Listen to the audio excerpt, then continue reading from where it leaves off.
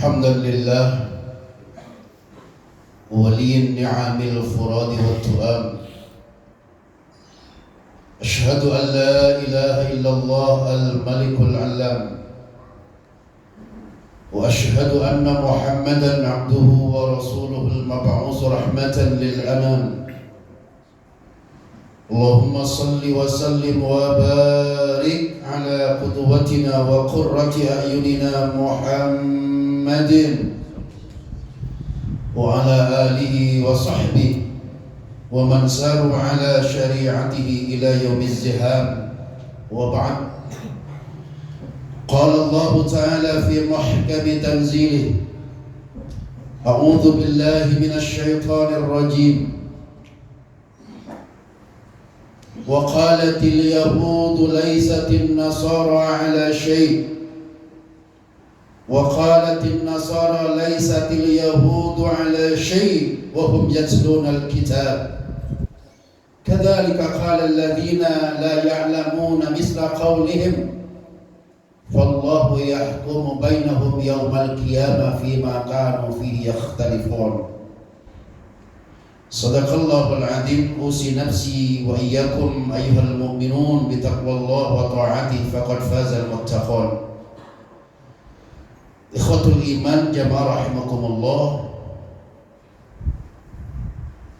Semoga Allah zat yang maha baik, yang ampunannya lebih luas dibandingkan dari amarahnya, menjadikan Jumaah kali ini adalah Jumat terbaik bagi kita, yang pahalanya selain mudah-mudahan akan menggugurkan semua dosa kita, juga Allah berkenan menjadikannya sebagai penggugur dosa untuk ibu dan ayah kita serta orang-orang yang kita cintai. Amin ya rabbal alamin. Saudaraku ikhwatul iman jamaah Jumaah rahimakumullah, pepatah bahasa Arab mengatakan an-nasu a'da'u ma jahilu.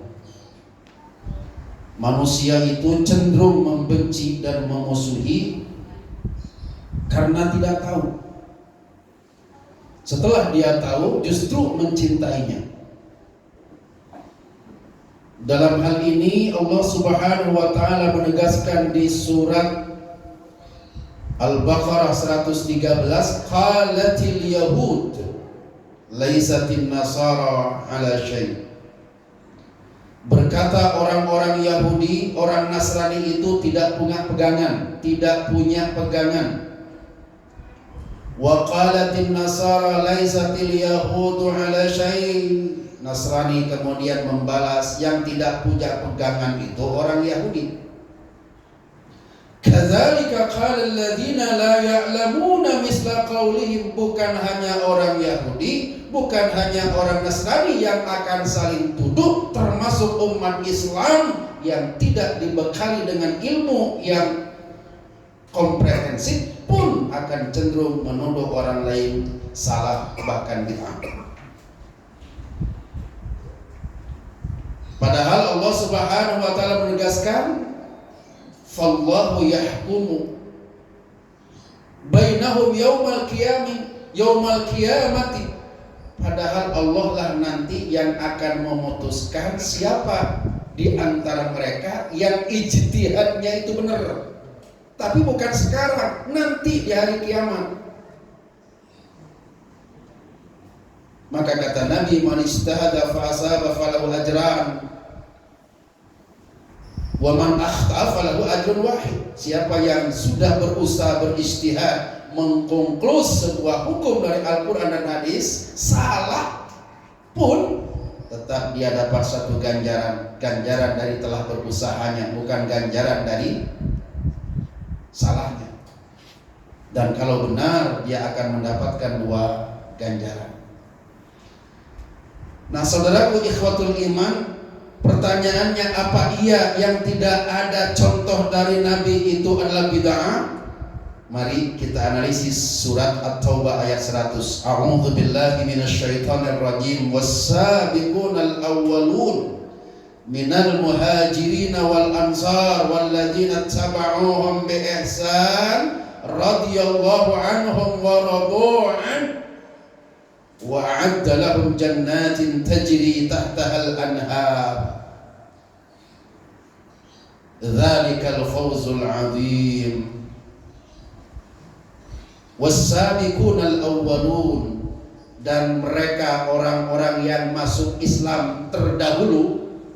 Siapa? Minal muhajirin, dari kalangan muhajirin, wal ansar, dan kalangan ansar penduduk Madinah yang menerima orang-orang yang hijrah. Tentunya kita tidak termasuk kepada dua kelompok ini.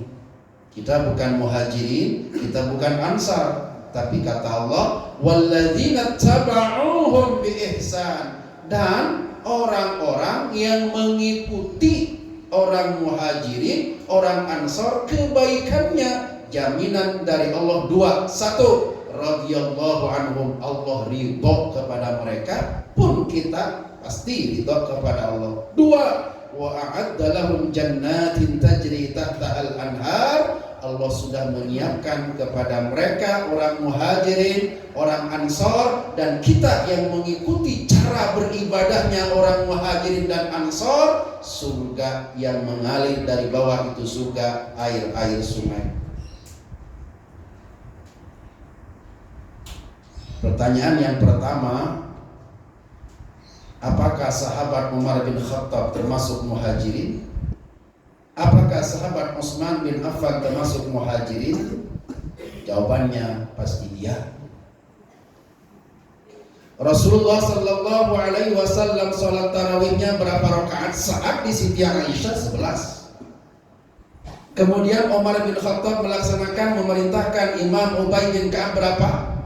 2, 3. Berarti Umar bin Khattab itu tidak mencontoh Nabi. Tapi apakah berani kita mengatakan bahwa Umar melakukan bid'ah sedangkan Allah ridho kepada beliau dan sudah dijamin masuk surga? Tentunya enggak akan ada yang berani. Sebab kullu bid'atin dhalalah wa kullu dhalalatin finnar. Setiap yang bid'ah itu sesat, dan sesat pasti dalam neraka. Dan Allah sudah menjamin beliau di surga. Enggak mungkin Umar melakukan sesuatu yang akan memasukkan dirinya ke neraka, karena Allah sudah menjamin beliau ke surga. 2. Pada zaman Rasulullah sallallahu alaihi wasallam kumandang adzan saat sholat Jumat cuma 1 kali. Tapi pada zaman Utsman bin Affan 2 kali. Dan Utsman bin Affan termasuk kalangan muhajirin, diridhoi oleh Allah, dijamin masuk surga. Apakah berani kita mengatakan Utsman bin Affan melakukan bid'ah karena tidak dicontohkan sama Nabi? Kalau dia mau berani melakukan bid'ah, berarti dia sudah menantang Allah, karena Allah saja meridhoi dia dan sudah menjamin beliau masuk surga. Kalau begitu, apa yang termasuk bid'ah itu? Jika tidak ada pada 4 kriteria ini. Pertama, tidak ada dalil dan tidak ada contoh. Artinya apa? Tidak termasuk bid'ah jika 1, ada dalilnya, ada contohnya. Jelas, aqimis sholat, dirikan sholat. Contohnya apa? Kata Nabi, shollu kama ra'aitumuni usolli, sholatlah kalian sebagaimana aku sholat. Dalilnya ada, contohnya ada. Jelas ini bukan bid'ah. Yang kedua, ada dalilnya, ada contohnya, cuma contohnya sebentar.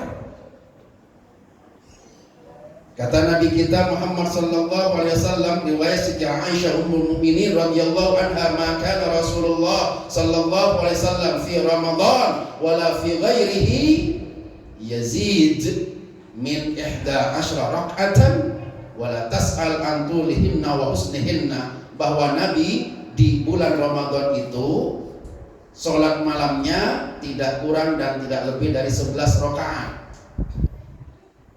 Dan Nabi memimpin menjadi imam sholat tarawih cuma 3 malam. Sedangkan kita berapa malam Bapak? Sebulan suntuk. Apakah berani dinyatakan bahwa kita melakukan bid'ah? Tentunya tidak. Karena kata Nabi, kenapa aku tidak ngimam tarawih setiap malam? Akhafu an tuktaba lakum, bukan aku nggak mau, tapi aku khawatir, takut ini sholat tarawih nanti jadi kewajiban dan aku nggak mau membebani dan memberatkan kalian. Ada dalil, ada contoh, meskipun contohnya sebentar, bukan bid'ah. Yang ketiga, ada dalilnya, tapi nggak ada contohnya. Rasulullah Sallallahu Alaihi Wasallam datang ke kota Madinah, mendapatkan orang-orang Madinah saat itu lagi berpuasa. Ayy yaumin hadza? Qalu hadza yaumun shalih.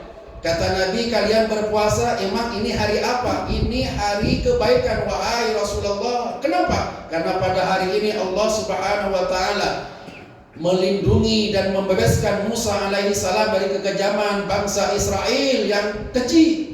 Maka kata Nabi, nahnu ahaqqu bi Musa minkum, yang lebih berhak untuk berpuasa itu kami dibandingkan kalian. Mensyukuri bahwa Allah telah membebaskan Nabi Musa alaihissalam dari kekejaman orang-orang Israel. Maka berpuasalah Rasul pada tanggal 10 Muharram, disebutnya puasa Asyura.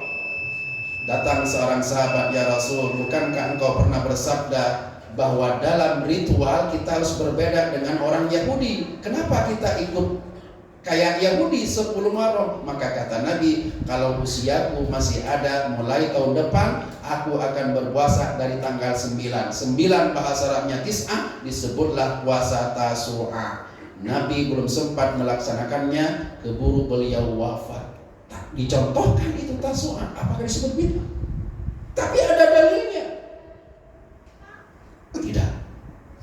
Dan yang terakhir, yang keempat, ada dalilnya, tidak ada contohnya, namun dalilnya itu bersifat analitis, tidak spesifik, harus memerlukan tafsir yang betul-betul mendalam. Di surat Al-Baqarah Allah Subhanahu wa taala mengawali alif lam mim, dzalikal kitabu la raiba fi. Kenapa menggunakan dzalika? Padahal Al-Qur'annya ada di depan kita. Yang kata orang Arab bukan dzalika tapi hadza. Kenapa Allah enggak berfirman hadzal kitabu la raiba fi, tapi menggunakan dzalikal kitabu la raiba fi? Kata ahli tafsir, sengaja Allah gunakan li isyaril ba'id, petunjuk jauh. Kenapa? Karena benda yang jauh itu enggak akan langsung ketemu jika tidak kita mencarinya terlebih dahulu. Artinya apa? Ada Al-Quran yang bersifat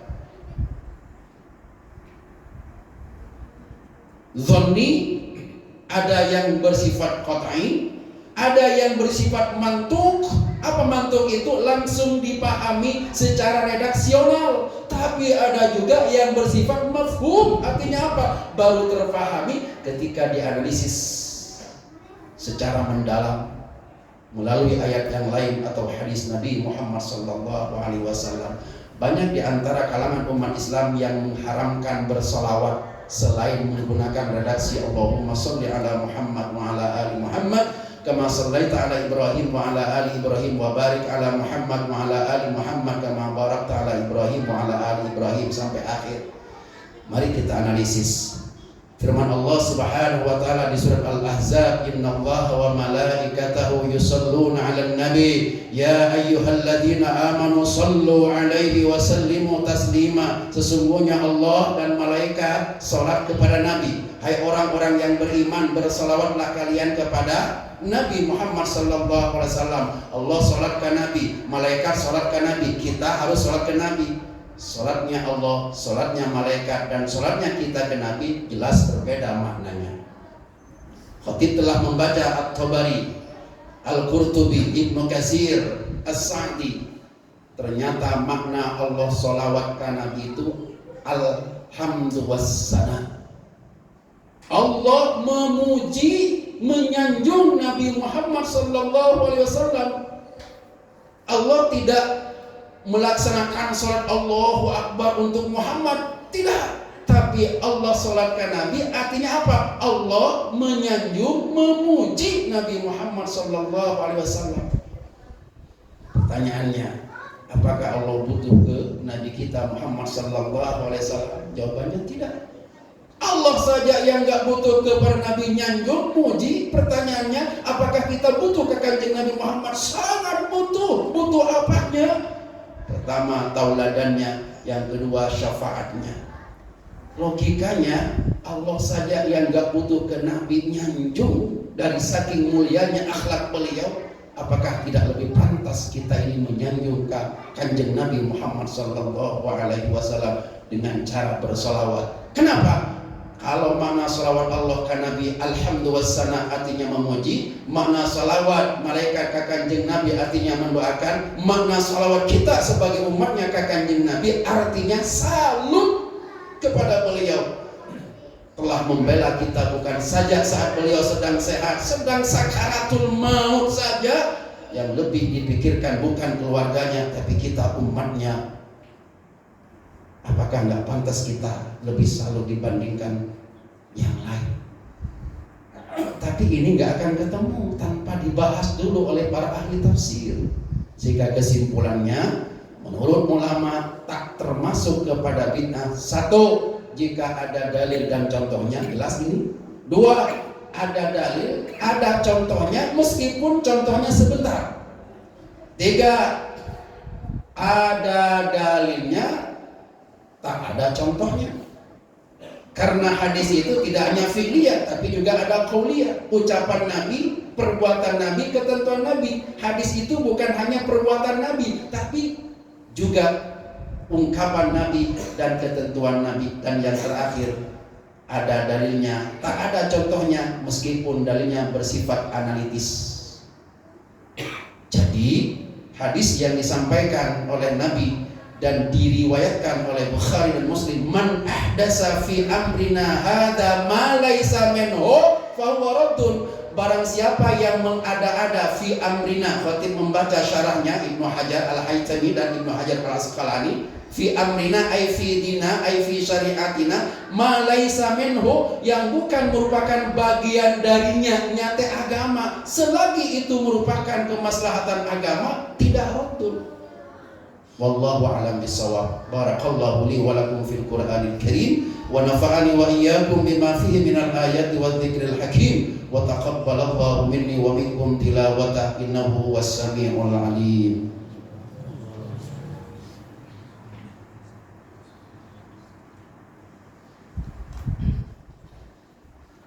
Alhamdulillahilladzi bi ni'matihi tatimmus shalihat. Asyhadu an la ilaha illallah wahdahu la syarika lah wa asyhadu anna Muhammadan abduhu wa rasuluhu sayyidus sadat. Allahumma salli wa sallim wa barik ala sayyidina Muhammadin wa ala alihi wa sahbihi wa man saru ala syariatihi wa indahum aqramud darajat wa ba'du. Saudaraku ikhwatul iman rahimakumullah, walau syaa rabbuka laja'ala an-nasa ummatan wahidah wa la yazaluna mukhtalifin illa man rahima rabbuk. Andaikan Allah mau, niscaya Allah akan menjadikan umat ini satu dalam pahamnya, satu dalam akidahnya, tapi Allah biarkan mereka mempunyai pilihan. Nah, bagi kita sebagai umat Islam, karena kebersamaan itu adalah sangat penting, maka perlu kita membuat kesepakatan dalam sebuah jargon. Bersatu dalam akidah, berjamaah dalam ibadah, bertoleransi dalam masalah khilafiyah, dan bekerja sama alias sinergi dalam dakwah. Bersatu dalam akidah, jelas akidah kita aqaid yang khamsin. Berjamaah dalam ibadah, mazhab siapapun yang kita ikuti, nggak usah pisah masjid, tetap berjamaah di masjid yang terdekat dengan rumah kita.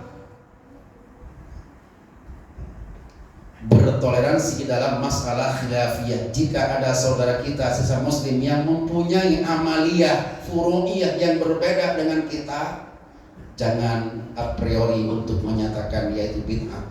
Mungkin kitanya yang kurang baca dan kurang referensi,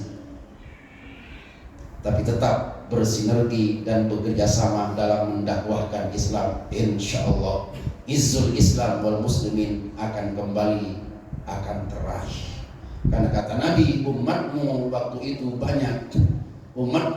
banyak, tapi mereka busa isail, seperti buih di lautan yang tak mau bersatu. Mudah-mudahan dengan jargon tadi kita tidak cenderung membuat atau menuduh orang lain itu bid'ah dan salah, karena bisa saja kitanya yang kurang referensi. Allahumma salli wa sallim wa barik ala sayyidina Muhammad wa sallim wa radiyallahu ta'ala an kulli sahabati Rasulillah ajma'in, amin.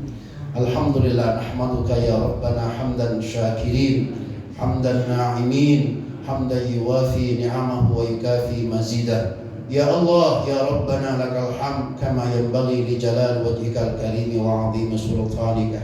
Allahumma anta rabbuna la ilaha illa anta khalaqtana, nahnu ibaduk wa nahnu ala ahdika wa wa'dika mastata'na, na'udzu min syarri ma sana'na wa nabu'u laka bi ni'matika 'alaina wa nabu'u bi dhunubina faghfir lana wa liwalidina wa limasyayikhina wa ahli kuburina wa ikhwanina al-muslimina wal muslimat min masyarikil ardi ila magharibiha, innahu la yaghfiru dhunuba illa anta. Allahumma ya Sami, wahai Engkau yang maha mendengar. Allahumma ya Basir, wahai Engkau yang maha menatap. Allahumma ya Syahid, wahai Engkau yang maha menyaksikan. Allahumma ya Afu ya Ghafur, wahai Engkau yang maha memaafkan dan mengampuni. Ampuni dosa-dosa kami ya Allah, sekelam apapun masa silam kami. Ampuni pula dosa ibu dan ayah anda kami. Darah dagingnya masih mengalir deras di tubuh kami, putra putrinya. Dan hingga kini, bahkan hingga akhir wafat ibu dan ayah anda kami belum bisa membalas kebaikannya ya Allah. Padahal beliau bersimbah darah saat melahirkan kami anaknya. Ratusan bahkan mungkin ribuan syarat terputus demi keselamatan kami anaknya lahir ke alam dunia ini. Bermalam-malam ibunda kami tidak tidur saat kami kecil sedang sakit, tapi tak peduli asal kami anaknya segera sehat. Ayahanda kami pergi pagi pulang sore, banting tulang peras keringat, bahkan pernah dimarahi di depan umum oleh atasannya, tak peduli asal beliau bisa membawa sesuatu untuk makan minum pakaian kami ya Allah. Maka kami mohon, jadikan setiap tetes darah yang keluar dari rahim bunda kami, setiap tetes air susu yang kami minum dari bunda kami, setiap tetes air keringat yang keluar dari jasad ayahanda kami saat membanting tulang membesarkan kami mohon ya Allah, ganti dengan pahala yang besar di sisi-Mu. Jadikan setiap ultaian doa yang kami persembahkan untuk kedua orang tua kami sebagai penggugur dosa-dosa beliau. Izinkan dan perkenankan ya Allah, kami telah bisa bersama kembali dengan orang-orang yang kami cintai di surga Firdaus-Mu ya Allah, dengan ibu kami, ayah kami, kakek, nini, istri, anak cucu kami ya Rabbana.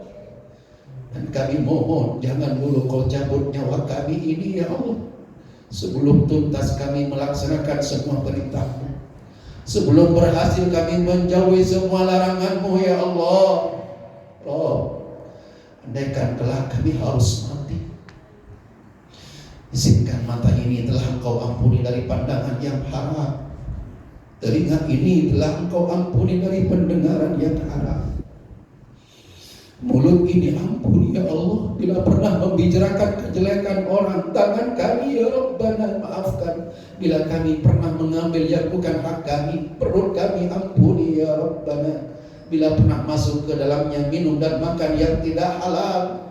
Kaki hamba ya Allah ampuni jika pernah kami langkahkan ke tempat yang tidak Engkau ridhoi ya Allah ya Rabbana.